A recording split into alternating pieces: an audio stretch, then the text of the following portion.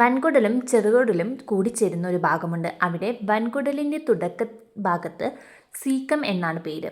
സീക്കത്തിൽ നിന്നും വലിയൊരു പുഴുവിൻ്റെ ആകൃതിയിൽ പൊന്തി നിൽക്കുന്ന അവയവമാണ് വെർമിഫോം അപ്പൻഡിക്സ്. അപ്പൻഡിക്സിനുണ്ടാകുന്ന വീക്കമാണ് അപ്പൻഡിസൈറ്റിസ് എന്ന രോഗം. ബാക്ടീരിയൽ അണുബാധയും ഇതിന് കാരണമാകാം. ഈ സമയത്ത് അപ്പൻഡിക്സ് വീർക്കുകയും അതിന് നിറമാറ്റം സംഭവിക്കുകയും ചെയ്യും. 5 വയസ്സിന് താഴെയും 50 വയസ്സിന് മുകളിലും ഈ രോഗം വിരളമായിട്ടാണ് കാണാറുള്ളത്.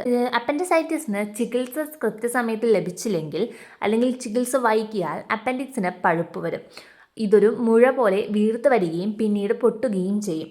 പൊട്ടിക്കഴിഞ്ഞാൽ അതിലെ പഴുപ്പ് മുഴുവൻ വയറിന് മുൻഭാഗം പൊതിഞ്ഞു സൂക്ഷിക്കുന്ന നേർത്ത ചർമ്മമാണ് പെരിറ്റോണിയം. കടുത്ത വയറുവേദന, രക്തസമ്മർദ്ദ വ്യതിയാനങ്ങൾ എന്നിവ പെരിറ്റോണൈറ്റിസിന് തുടർന്നുണ്ടാകും.